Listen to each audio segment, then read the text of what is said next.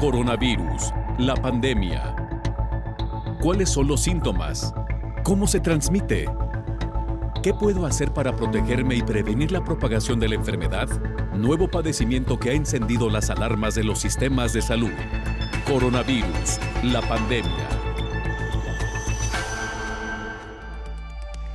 ¿Cómo le va? Bienvenido a este programa especial de Coronavirus, la pandemia. Le recordamos que en fin de semana también tenemos programa especial. Este domingo haremos una recapitulación de lo que le hemos presentado a lo largo de la semana. Antes de iniciar, vamos con nuestro compañero Roberto Castañares, corresponsal de la agencia EFE, para que nos presente el más reciente informe de la Organización Mundial de la Salud.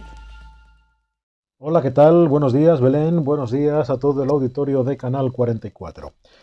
En la panorámica global de la situación de la pandemia tenemos que citar este viernes que la primera semana completa de este mes de abril la vamos a terminar con alrededor de 134 millones de infectados en todo el mundo por el coronavirus y rozando los 2.900.000 fallecidos. Estamos ahora en una fase de subida de los casos que comenzó a mediados de febrero y también de los decesos que llevan aumentando desde hace un mes. La única zona del mundo en la que se están dando menos casos, aunque no muchos, en este comienzo de la primavera es en África, aunque América, en el conjunto del continente, permanece con cierta estabilidad. Mientras tanto, la vacunación sigue siendo la única solución para alcanzar lo antes posible la inmunidad. En este sentido, la Organización Mundial de la Salud, a través de su programa COVAX, ha enviado 38 millones de vacunas a más de 100 países desde que comenzó a distribuir dosis en febrero. Son menos de las esperadas a estas alturas debido a los retrasos de los tres principales proveedores del programa COVAX, AstraZeneca, Pfizer-BioNTech y el Instituto Serum de India. De los 102 países en los que esta iniciativa solidaria ha distribuido dosis, 61 están entre los más pobres del mundo. Según la Organización Mundial de la Salud, COVAX está en la recta de lograr despachar vacunas a todos los países que lo han solicitado durante la primera mitad del año. Por su parte, Estados Unidos ya ha anunciado su intención de que aumente la financiación de este programa y así acelerar el acceso a las vacunas en todo el mundo. La OMS espera distribuir al menos 2.000 millones de dosis de vacunas en todo este 2021 a través del programa COVAX. El objetivo es que la inmunidad llegue a todos los países del mundo, independientemente de su capacidad financiera para adquirir directamente las vacunas a las farmacéuticas. Reportó desde Europa Roberto Castañares para el programa Coronavirus, la pandemia. Esta semana dedicamos uno de nuestros programas a hablar sobre rehabilitación pulmonar en pacientes que se han recuperado ya de COVID-19. Hay que recordar que esta enfermedad deja secuelas en un porcentaje importante de los pacientes que han transitado por este padecimiento de manera grave. Vamos a escuchar el siguiente informe de nuestra compañera Isaura López Villalobos. Tener COVID-19 es difícil, las secuelas pueden prolongarse. La persona tiene síntomas como dificultad para respirar, cansancio, tos, ritmo cardíaco anormal y dolor de pecho y muscular por mencionar. La mayor afectación al tener el síndrome respiratorio agudo severo por coronavirus es el daño pulmonar. Depende de la gravedad de la enfermedad y de la atención médica. En quienes estuvieron internados y en terapia intensiva puede tener varias secuelas por la enfermedad y por la inmovilidad. El virus SARS-CoV-2 ataca varios órganos como los pulmones, afectando las células y ocasionando cicatrices, lo que limita la función respiratoria, por lo que se necesitará en algún momento oxígeno. Algunos pacientes con COVID-19 han tenido daño severo en más del 70% de los pulmones, aunque no tengan comorbilidades que de no atenderse a tiempo el daño puede ser letal. En varios estudios se ha detectado que a los días o semanas a realizarse de nuevo tomografías a quienes padecieron COVID-19 aún muestran daño pulmonar en 88%. Después reduce a menos de 60%, sin embargo son resultados preliminares por lo que se sigue monitoreando el sistema pulmonar.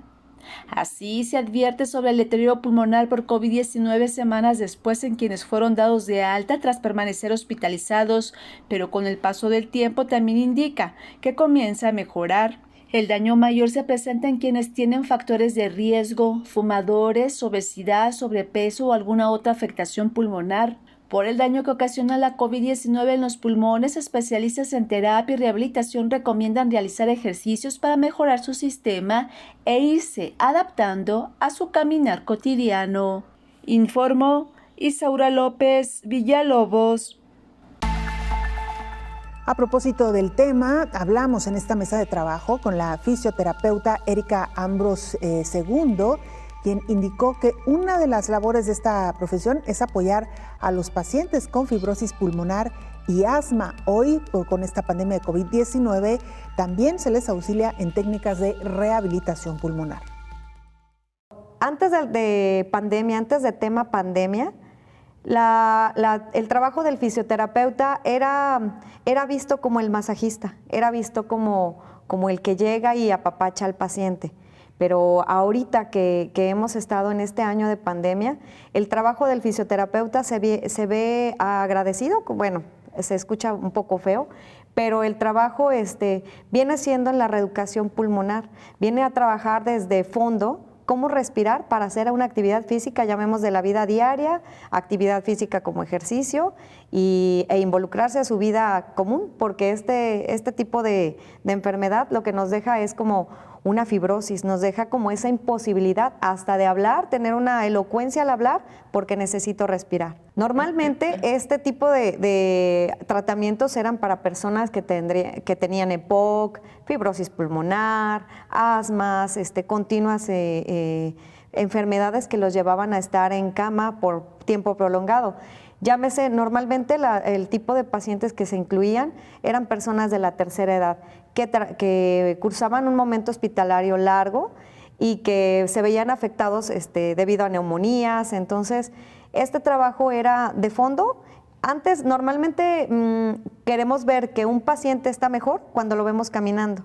Y no es así, porque muchas veces la afectación, obviamente queremos ver caminar al abuelito o a la abuelita, pero antes que nada debemos de hacerlo con la mejor, con todos los elementos que él pueda desarrollar para poder tener una marcha y un desenvolverse en su vida de manera cotidiana común y completamente positiva. No, de hecho aún sigue siendo una especialidad que somos pocos, pero se ha puesto, voy a utilizar la palabra, se ha puesto de moda debido a que esta pandemia lo requiere. Y sí, el neumólogo hace su parte, el médico internista hace su parte y todos tienen un que ver dentro de la rehabilitación integral de una persona. Sin embargo, el médico te va a decir, te vas, te retiras a tu casa, te tomas cada 8 horas y nos vemos en 10 días. Pero el fisioterapeuta te va a decir, estos son los ejercicios específicos de acuerdo a tu saturación de oxígeno, a tu ritmo cardíaco. Vamos a trabajar al 30, 20, 50% de tu capacidad con este mecanismo de avance, y entonces esa es como la parte especializada del fisioterapeuta que va a elegir los ejercicios adecuados para incluirlo primero a su vida cotidiana y después pues ahora sí que a su vida que le demande más recarga de oxígeno. Completamente vital. Que no comiencen la actividad física sin tener el apoyo de algún profesional de la salud. Puedo decir que fisioterapeuta es la mejor opción. ¿Por qué? Porque vamos a tener que hacer un programa adecuado para ti en relación a tus propios índices que tendrás que ir registrando en una libreta, tanto con un aparato que se llama oxímetro, que ahorita es común conocerlo. Todo mundo traemos hasta en nuestro bolsillo un oxímetro y te pegas a él. Hay que trabajar, hay que aprender a utilizarlo aún siendo en casa. Esta pandemia nos ha dejado aprender hasta cosas que no eran comunes para ninguno.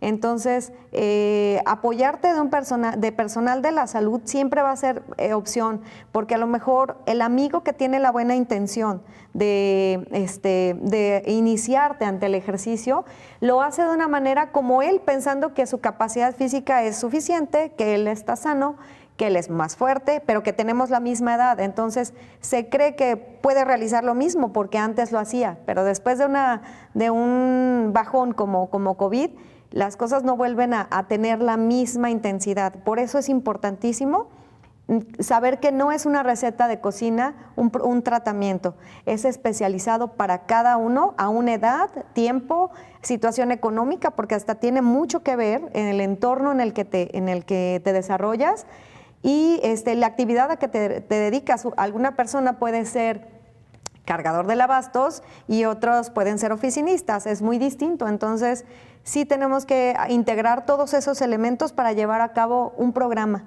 que se especialice para ti. Personalizada.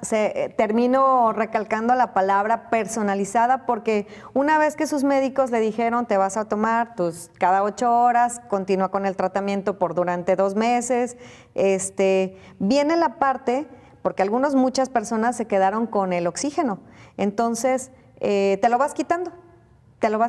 ¿Y cómo? Porque aparte se van a involucrar muchos aspectos de miedo, incluso de miedo a retirarme el oxígeno. A lo mejor ya no lo necesito, pero me da un miedo terrible. Tengo pacientes que viven con 2 oxímetros, uno por aquí, el otro por acá, y pegados al oxígeno cuando ya ves que los parámetros son para disminuirlos, pero ahora les entra el temor, el apego que se hizo al oxígeno fue el que me salvó, en su momento lo salvó. Es un medicamento y todos los medicamentos dejan una secuela secundaria. Entonces, sí es de vital importancia que te apegues a un especialista para poder irlo destetando. Se dice destetando para ir a tu ritmo, a tu necesidad de avance en la evolución de esta terrible enfermedad. Y es aquí donde yo le llamo el game over, como ya me atacó el COVID, ¡pum!, se acabó la oportunidad. Y no es así. Las personas durante todo este trayecto de la enfermedad se ha vuelto una psicosis, una paranoia de no me debe de tocar. Conozco personas que nunca han salido de sus casas por miedo a todo, que les llevan los alimentos a su domicilio y enfermaron todos. E inclusive algunos fallecieron. Entonces, esta terrible enfermedad nos deja esa psicosis, esa paranoia, esa angustia por no ser yo, no querer ser yo, y si yo, personal de la salud, enfermo a mi mamá, enfermo a mi papá, a los abuelos, soy la culpable. Bueno, se entremezclan muchas situaciones de índole psicológico, emocional, que es súper importante, súper importante. Apegarte también, hay especialistas que lo hacen en línea también. A veces cuando no tienes ganas, porque normalmente recurrir a una ayuda psicológica para algunas personas todavía es mal visto, ¿no? Ay, estás loquito. No es para nada en este sentido. Es tranquilizar y darle curso a tus emociones para no estar pensando en esta situación, ¿no? Sobrellevarla de una manera distinta, lo más tranquila posible, y apegarte a cosas que te liberen de estar detrás de esto. Hacemos una pausa, regresamos con más.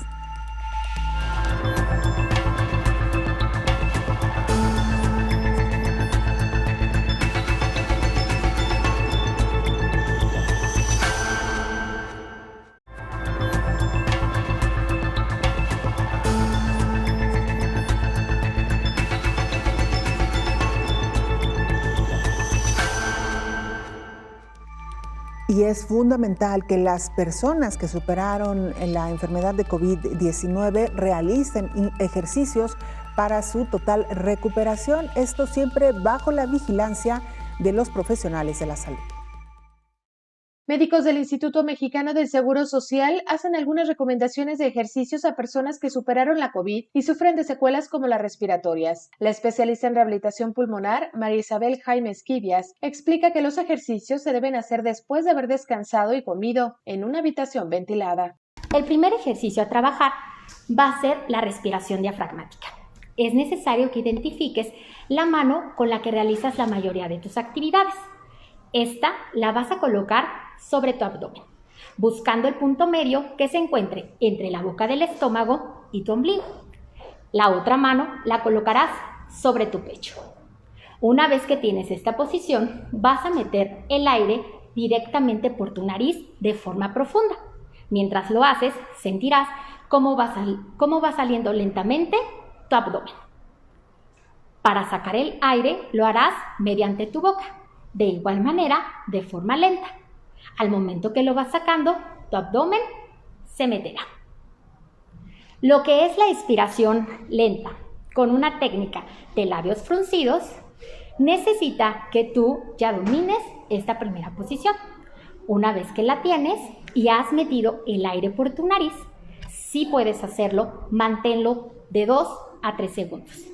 Para sacar el aire, va a ser necesario que coloques tus labios con una forma en U, como si mandaras un beso, para que en ese momento puedas sacar el aire lenta y paulatinamente.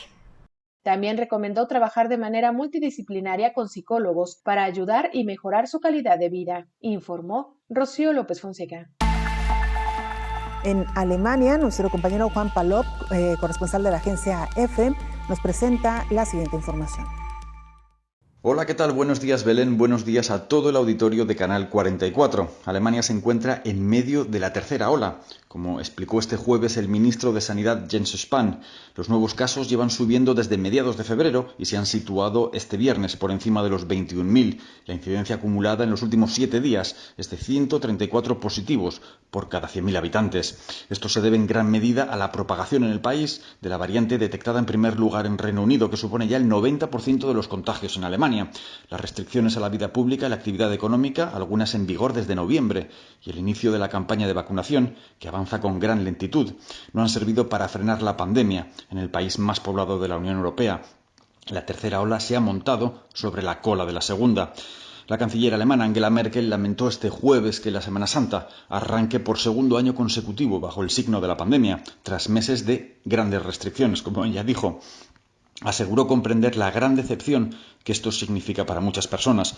No obstante, pidió minimizar los contactos interpersonales y evitar todos los viajes que no sean imprescindibles. En abril, avanzó la canciller, se van a dar grandes pasos, según sus palabras, en la campaña de vacunación.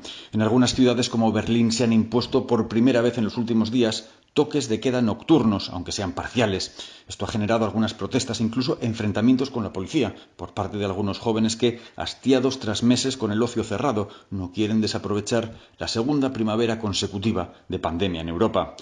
La mayoría de los alemanes han optado por quedarse en casa durante estas vacaciones. Algunos, sin embargo, han viajado al extranjero, buscando sol y lugares de bajo riesgo, como Mallorca, la isla española que se encuentra entre los destinos favoritos de los turistas alemanes. Esto ha generado una gran polémica en el país, porque está prohibido el turismo interior, pero sí es posible volar al extranjero, al Mediterráneo en concreto, buscando el sol. Reportó desde Alemania Juan Palop para el programa Coronavirus, la pandemia. Charlábamos esta semana con la fisioterapeuta Erika Ambrós II, quien habló de la importancia de atender con calidad e identificar los hábitos históricos de salud de las y los pacientes que superaron la enfermedad de COVID-19 para analizar los posibles riesgos del sistema pulmonar. Primeramente, 2 cosas. La primera es hacia nuestros mismos compañeros de trabajo y compañeros y personas que nos dedicamos a la salud. Tener el tacto para hablar con las personas es, creo que, de vital importancia. Si hay un daño, sí estamos mal, pero también puede haber una solución. Entonces creo que primero que nada el tacto de nosotros hacia el enfermo siempre va a ser crucial. No se lo dirías igual si fuera tu mamá y si fuera tu papá o tu amigo del alma. Entonces tendrías tacto, primero. Segundo, para el paciente que está enfermo, sí hay daños que son pareciera irreversibles, pareciera que no se puede hacer nada en contra de ellos. Pero siempre hay una solución y hemos visto tantos casos en donde la enfermedad se comporta tan distinta. ¿Y esto de qué tiene que ver? ¿Qué hiciste antes de que llegara el COVID? ¿Cómo eran tus hábitos antes de que todos estuviéramos inmersos en esta situación? ¿Eras fumador? ¿Solo tenías tus afecciones hereditarias? ¿Tú eras trasnochador? ¿Tenías ya unos hábitos malos o tus hábitos eran más o menos normales, más o menos tranquilos, o eras muy apegado a las cuestiones físicas? De esto va a depender mucho la evolución, a brincar todas estas características que deja el COVID. Entonces, siempre que estemos ante un diagnóstico pues terrible, siempre va a haber un caminito que nos va a dar una luz, nos va a dar una oportunidad de volver a comenzar y de volver a retomar y a lo mejor hasta de hacer cambios de estilo de vida que no los tenía ni planeados, y que esta pandemia nos debe de enseñar, un año nos debe de enseñar a cambiar hábitos o a incluir, dejar de lado todas estas cuestiones de no puedo, no tengo tiempo, no se me da, no tengo dinero, no lo sé. Lo que sí tenemos son muchos pretextos, pero ahorita se necesita que los dejemos a un lado. Por motivos de pandemia, muchos de los servicios de salud, incluso de salud hasta gubernamentales, quedan minimizados o limitados en cuanto a atención, incluso cerrados, completamente rebasados. Esto quiere decir que las personas buscan la atención de manera particular, o sea, te cuesta la atención, y muchas personas pues no pueden cubrir los gastos que se generan a través de esta enfermedad. Es aquí cuando dicen, bueno, entonces pues ya, no hice nada, no tengo dinero, no tengo las opciones, se acabó. Y no es así. Sí te vas a encontrar con un sinfín de técnicas. Tú buscas por todas las redes sociales y van a ver una infinidad tremenda de técnicas. Como les decía, siempre va a haber una especialización para poder trabajar el seguimiento de la enfermedad para cada persona. Pero la parte más fundamental, todo aquel ejercicio que algún día te lo aprendiste en la clase de educación física, casi, el de respirar, inhalar con los brazos abiertos y exhalar al momento de irlos bajando, siempre va a haber pequeños tips que se pueden trabajar desde casa. Esa parte de inhalar y exhalar, aprender a respirar, pareciera que es algo que ya lo sé. Algo que es natural, algo natural con lo que nacimos. Sí, cuando nos cortaron el cordón umbilical, lo primero que pasó es que siempre todas las personas empezamos a respirar de una manera autónoma. Sin embargo, después fue que nos empezamos a dar cuenta de que respirar es toda una secuela de fases que tenemos que integrar a nuestra vida. No es nada más meter un poquito de aire. Cuando tú te das cuenta de que estás con una persona que tuvo COVID, su respirar es muy difícil. Ni siquiera nosotros nos podemos poner la mano en el pecho y sentimos cuál es el ritmo de mi respiración. Cuando termino de caminar, cuando termino de hacer una subida en escaleras, cambia. Entonces, las partes más sencillas de llevar a cabo en casa es... escuchamos que también la evaluación de los 7 minutos es una manera de partir para hacer ejercicio. Sin embargo, en un paciente que ha tenido COVID, 7 minutos es un mundo de ejercicio. Y lo podremos reducir incluso a 1 minuto. Primero tendremos que tener un oxímetro cerca que nos ayude a reportar cuáles son nuestros niveles tanto de oximetría como de frecuencia cardíaca.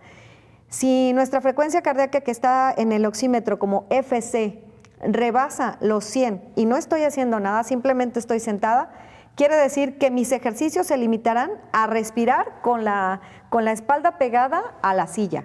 No puedo trabajar, aunque me vea bien, no estoy bien, ¿sí? Puedo comprometer al corazón. Pulmón y corazón trabajan de la mano. Si mi corazón está en compromiso, porque no se va a notar que mi corazón está comprometido, solamente le doy punto a la respiración, a mi manera de respirar, que no alcanzo a obtener aire. Entonces, aquí es importante llevar la cuenta de ambos.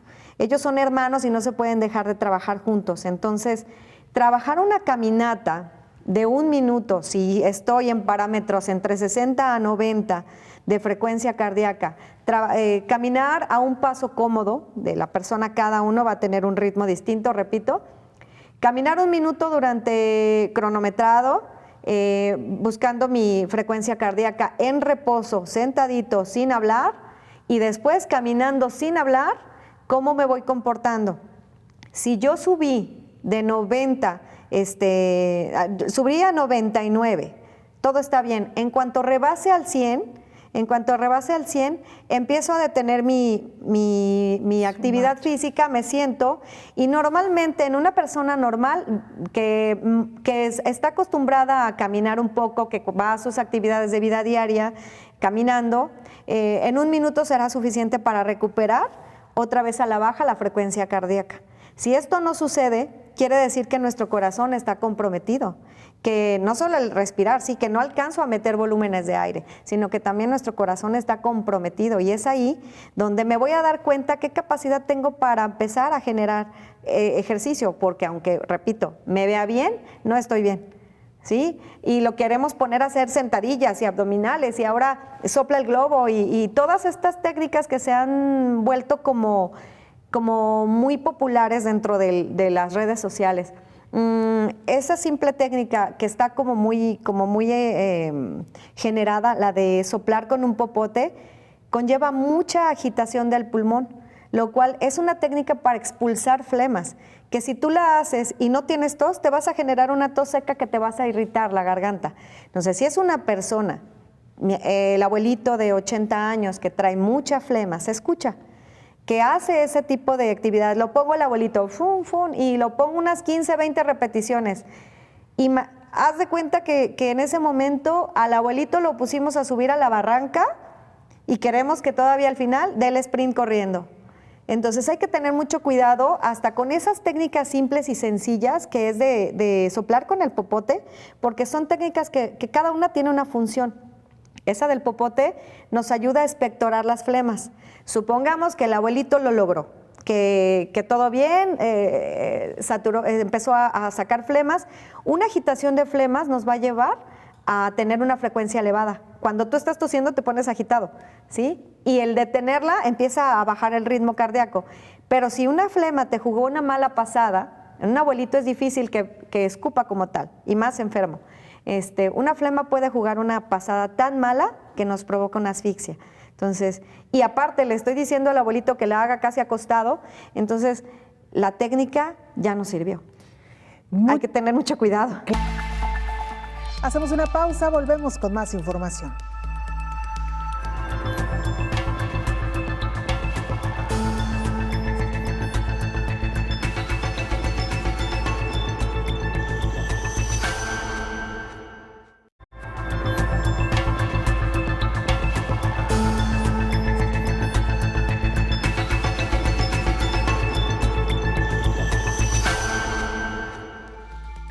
El etiquetado frontal ayuda a frenar las enfermedades no transmisibles que provocan la mortalidad en América.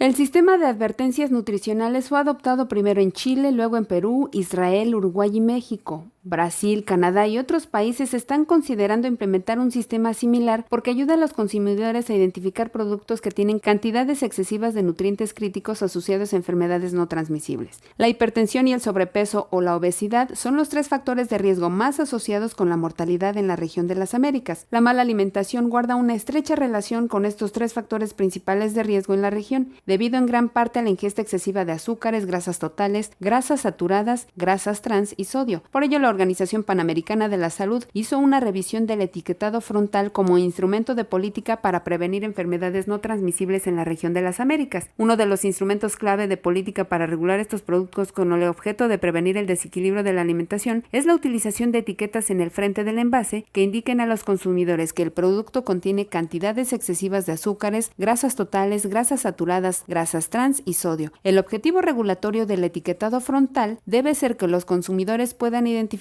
correcta, rápida y fácilmente los productos que contienen cantidades excesivas de azúcares y grasas totales. En todo el mundo se aplican centenares de sistemas diferentes. Por ejemplo, solo en Canadá se habían encontrado 158 sistemas de etiquetado frontal con finalidades diferentes, lo cual hace imposible que los estudios comparen todos los sistemas y aborden todas las preguntas científicas y midan los resultados de cada sistema, informó Elizabeth Ortiz. Esta semana también hicimos contacto con nuestro compañero Joan Mas, corresponsal de la agencia EFE en este país, donde nos puso al tanto de lo que está ocurriendo hoy por hoy. Escuchemos. Hola, ¿qué tal? Buenos días, Belén. Buenos días a todo el auditorio de Canal 44. Israel ha vuelto casi a la normalidad y va camino de alcanzar la anhelada inmunización colectiva tras una veloz vacunación. Más de la mitad de su población ha sido completamente vacunada. En los últimos meses, los contagios y muertos por coronavirus se redujeron progresivamente y esto se palpa con la reapertura casi completa de la economía y el retorno a una cotidianidad que recuerda a épocas anteriores a la COVID-19. La vuelta a la vida pública también se nota con mucha gente que ha vuelto a sus lugares de trabajo. Además, bares y restaurantes están reabiertos. Mucha gente disfruta de un café a una terraza o se encuentra de nuevo con amigos para comer. Sin embargo, para entrar en los locales se debe demostrar que ha sido vacunado con ambas dosis de la vacuna. En las últimas semanas, el país también pudo recuperar importantes festividades religiosas como el Pesaj, la Pascua judía. Los fieles se pudieron congregar en las sinagogas y las familias se pudieron reunir de nuevo con sus allegados. Las comunidades católicas también celebraron la Semana Santa en Jerusalén la semana pasada. Se hicieron de nuevo misas en las iglesias y procesiones en las calles, que estuvieron abiertas al público. Aún así, la festividad estuvo marcada por la ausencia de peregrinos extranjeros debido al cierre de fronteras exteriores. Israel veta el acceso de turistas internacionales desde hace más de un año para prevenir la propagación del virus, aunque espera flexibilizar pronto esta medida y a partir de hoy comienza a permitir la entrada de grupos concretos de no residentes. Reportó desde Israel Joan Mas para el programa Coronavirus la Pandemia. Le hemos informado a lo largo de varios programas de Coronavirus la Pandemia cómo enfermedades como la obesidad, la diabetes, producto en muchas ocasiones o en muchos casos de mala alimentación, han agravado la enfermedad en pacientes con COVID-19. Por eso, esta semana dialogamos con la nutrióloga Janet Bueno, quien describió los diferentes factores de riesgo que contribuyen a presentar enfermedades crónicas relacionadas con una mala nutrición y que hoy por hoy se consideran de alto riesgo frente a COVID-19. Hay varios factores que se fueron sumando. Uno de ellos es por la introducción al mercado de tanta comida ultraprocesada, ¿no? En donde entonces en lugar de comprar la fruta, pues entonces mejor comprábamos un yogur con sabor, ¿no? Entre comillas, a fruta. Entonces ya lo omitíamos ponerle la fruta. O en donde nos vendían un cereal de caja, por ejemplo, con esta publicidad engañosa de que es un muy buen producto o de que es un excelente cena o excelente desayuno, y entonces omitimos el huevo revuelto, omitimos el taquito de frijol por un producto que pues no era tan bueno y que es alto en azúcar. Entonces fue como una suma de varias cosas. También las mujeres nos empezamos a incorporar más en la vida laboral y eso es bastante importante y bueno para la sociedad en general. Sin embargo, entonces dejamos de tener ese tiempo o esta, pues sí, libertad de tiempo para tanto ir a comprar nuestro mandado como para hacer la comida. Hoy en día también los hombres se han involucrado más en la preparación de los alimentos, que eso es algo como destacable o importante en esta temporada. Sin embargo, pues estos alimentos ultraprocesados han invadido tanto nuestro súper y nuestra despensa que ha sido un poco difícil retirarlos. Y también creo yo que contribuye mucho pues la falta de difusión, de información, de educación nutricional por parte también de escuelas, de los programas escolares deberían incluir un tema de nutrición, inclusive en universidades, en preparatorias. La nutrición es una necesidad humana para toda la vida, entonces en todas las etapas de educación deberíamos de tener y también normas y quien vigile esas normas, de vigilar lo que se están ofreciendo tanto en comedores como en estas maquinitas que ponen en ciertas oficinas o por ejemplo en las escuelas, ¿no? Los comedores escolares, los comedores industriales en empresas grandes, pues también debería de haber normas en donde se restrinjan ciertos alimentos, ofrecer alimentos que sean pobres nutritivamente hablando. El sobrepeso o la obesidad es una enfermedad. No es un tema estético, no es un tema de cómo me veo o cómo me ven los demás y entonces encajar en un patrón o en un estereotipo de cómo debemos vernos, ¿no? Desde la belleza. No. Tomar en cuenta que el sobrepeso o la obesidad es una enfermedad.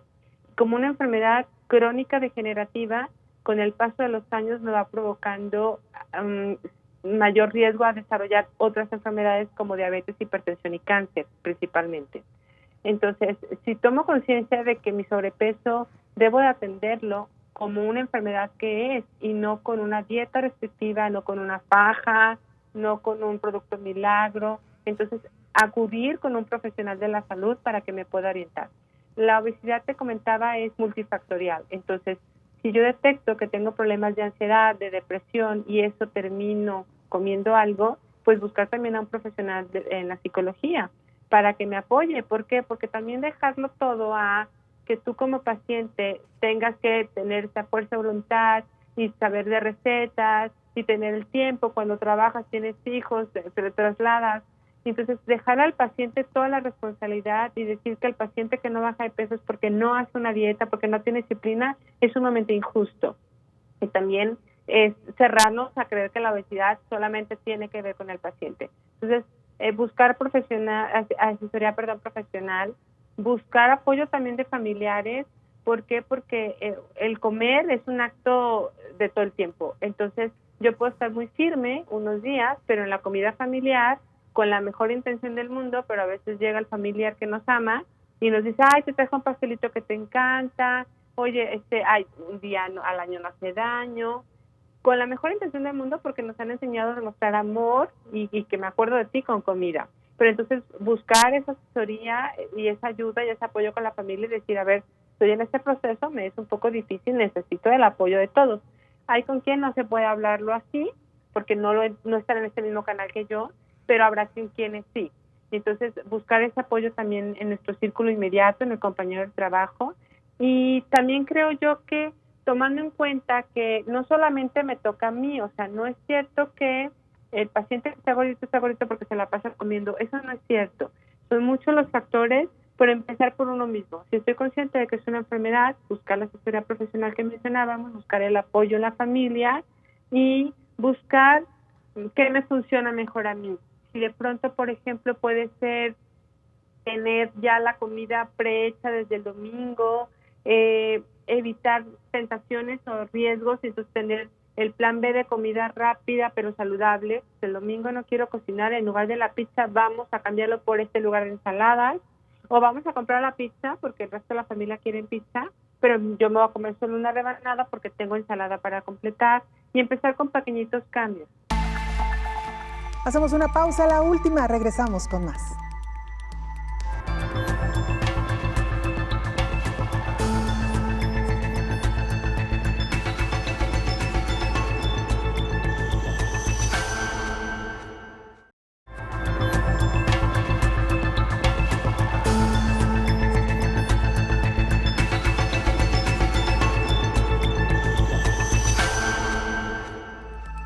Esta semana también abordamos el tema de la tecnología en tiempos de COVID-19 y cómo esta rama ha permitido que se pueda enfrentar la pandemia de manera más efectiva. Por ejemplo, en el uso de robots para la atención a pacientes con COVID-19.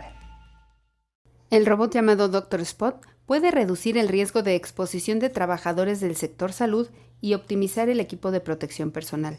Pero a los investigadores del Instituto Tecnológico de Massachusetts, el MIT, les interesaba saber si la gente lo aceptaría. Primero llevaron a cabo una encuesta a nivel nacional de aproximadamente 1,000 personas, trabajando con la compañía de investigación de mercados llamada YouGov. La mayoría de los encuestados estaban abiertos a que los robots no solo ayudaran con la clasificación de los pacientes, sino también que realizaran procedimientos menores como tomar un hisopo nasal. Luego, los investigadores probaron uno de sus robots en el departamento de emergencias del hospital Brigham and Women's la primavera pasada, cuando los casos de COVID-19 aumentaban en Massachusetts. Un grupo de 41 pacientes abordados en sala de espera estuvieron de acuerdo en participar. Ellos fueron entrevistados sobre sus síntomas a través de una conexión de video, utilizando un iPad que llevaba un robot cuadrúpedo con forma de perro desarrollado por la empresa Boston Dynamics. Más del 90% de los participantes reportaron que estaban satisfechos con el sistema robótico. Así que interactuar con una pantalla de video montada en un robot era similar a una interacción en persona con gente del sector salud, informó Elizabeth Ortiz. Lara Villalón, corresponsal de la agencia AFP en Turquía, nos presenta también el siguiente informe. Hola, buenos días a todo el auditorio de Canal 44. Pues Turquía vive ahora uno de los momentos más difíciles de la pandemia y registra desde hace unos 10 días récords diarios de contagios. Anoche se registraron casi 56.000 casos, 1 millar más que el día anterior. Y en cuanto a los fallecimientos, ronda los 260 muertos por COVID diarios. El gobierno podría imponer nuevas restricciones la semana que viene de cara al inicio del Ramadán, el mes sagrado musulmán, donde muchas familias se reúnen para romper el ayuno del día, comer juntas y podría provocar muchos más contagios. Por el momento, cafés, bares y restaurantes permanecen cerrados y podría avanzarse el toque de queda que actualmente empieza a las 9 de la noche. Por otro lado, Turquía es uno de los países europeos que más ha avanzado en la vacunación y un 10% de la población, o sea, 10 millones de personas, ha recibido ya la primera dosis de la vacuna y unos 7 millones la segunda. Lara, preguntarte también en cuanto al proceso de vacunación, entonces, ¿cómo avanzan? Pues de momento ya han vacunado a todos los sanitarios y personas mayores de 65 años. Se iniciaron con la vacuna china Sinovac y ahora han empezado también a aplicar la Pfizer. Y de momento sigue avanzando y ya han empezado a vacunar a personas de 50 años y mayores y a algunos sectores de la población como políticos y quizá en las próximas semanas incluso a futbolistas. A propósito de este tema que abordamos en la semana sobre la tecnología y COVID-19, el médico Miguel Ángel Bonal señala que los avances tecnológicos han permitido dar una mejor atención a pacientes con COVID-19, diagnosticar de manera temprana el virus del SARS-CoV-2 y contar con vacunas, además de ya potenciales medicamentos que hagan frente a la enfermedad. Para tratar una enfermedad, necesitamos primero conocer la enfermedad, que eso la tecnología ha permitido hacerlo, porque utilizando supercomputadoras, por ejemplo, hemos podido adelantar panoramas epidemiológicos. La computadora más grande del mundo, Summit, que está en Estados Unidos, está haciendo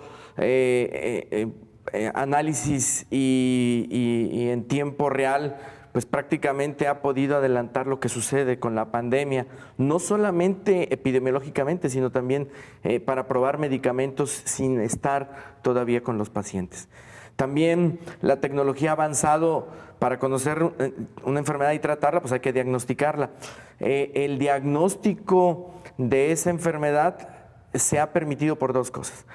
El secuenciar, por ejemplo, el genoma humano nos llevó 10 años.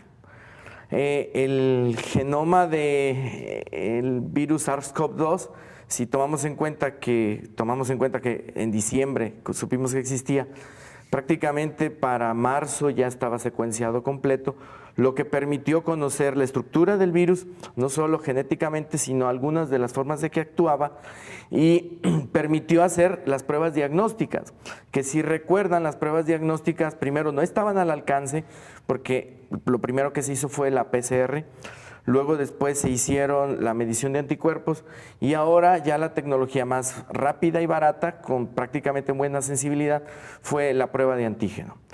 Entonces nos permitió conocer y nos permite la tecnología conocer cómo está, que ahorita la enfermedad, secuenciar el virus, diagnosticar el virus y luego vienen los avances tecnológicos que en el tratamiento y en la prevención. Yo creo que si tomamos en cuenta que el desarrollo de una vacuna tarda aproximadamente 10 años, dependiendo, pasando por las etapas, etapa 1, 2, 3 y luego la aprobación por los países para poder comercializarla, dura 10 años. Esta vacuna, cualquiera de las vacunas que estamos viendo en el mercado, en menos de 2 años estuvo disponible para ser aplicada.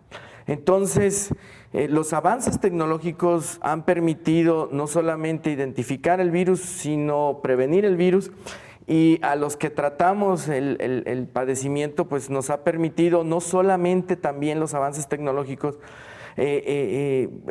conocer el diagnóstico, sino también estar al alcance de una base de datos y artículos médicos que nos han permitido estar al día como nunca de lo que está sucediendo en la experiencia en otros países para poderlo aplicar de manera inteligente con nuestros pacientes que tratamos. También las bases de datos con la tecnología de los teléfonos y las computadoras nos ha permitido acceder a esa información.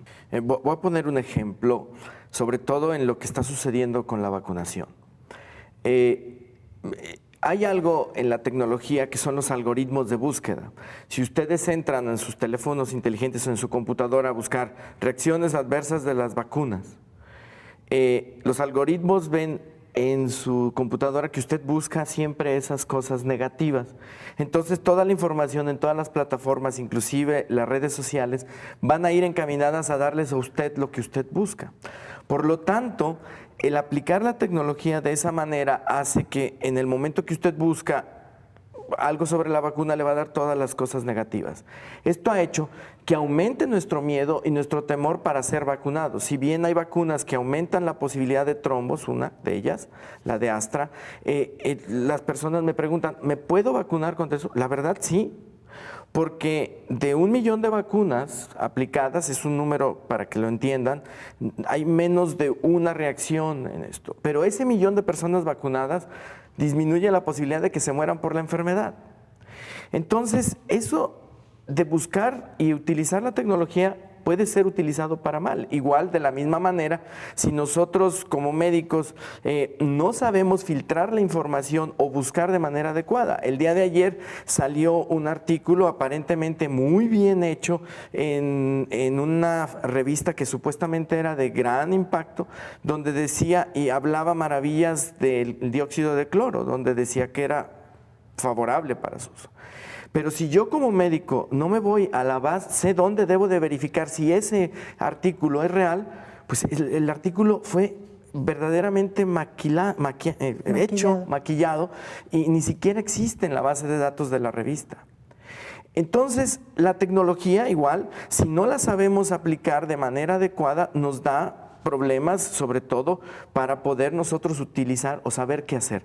Pero yo creo que la tecnología ha hecho que esta pandemia, aparte de que la conozcamos más rápido, tengamos el acceso a los pacientes de mucho mejor calidad, tengamos acceso a información de lo que debemos de hacer con los pacientes, que la tecnología ha permitido tener una vacuna en menos de 2 años, que la tecnología nos ha permitido probar medicamentos que sirven y no sirven para el uso del coronavirus, el ensayo de medicamentos con tecnología artificial, con inteligencia artificial, para no probarlos en humanos y decir esto no sirve.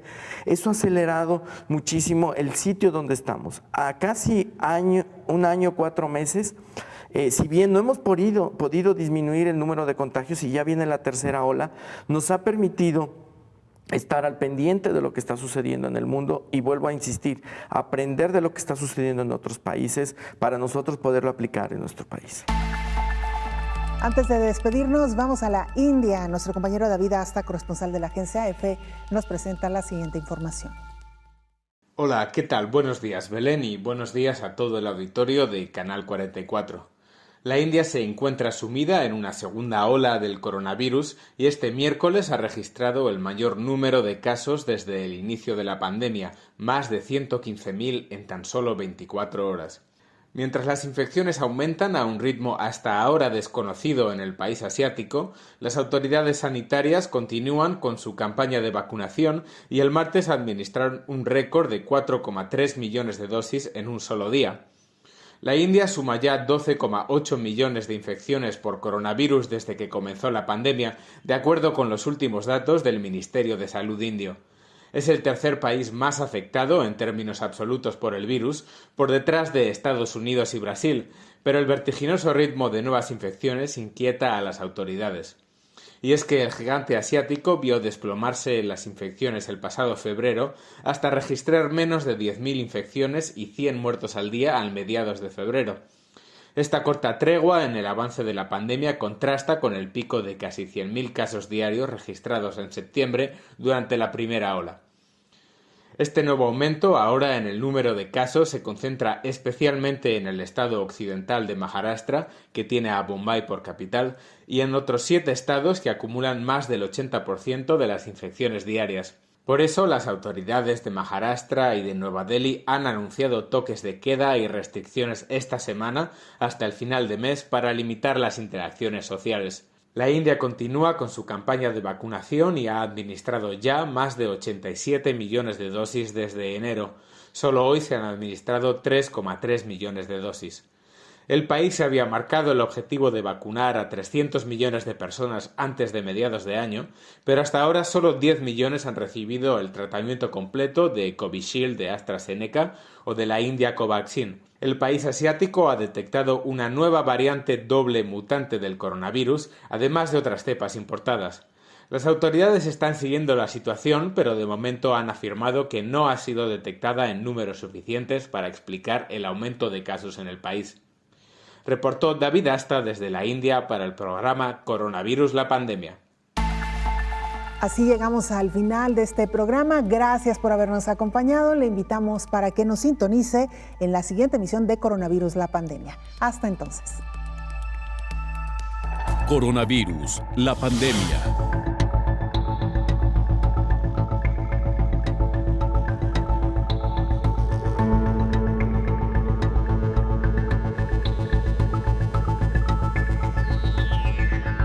Coronavirus, la pandemia.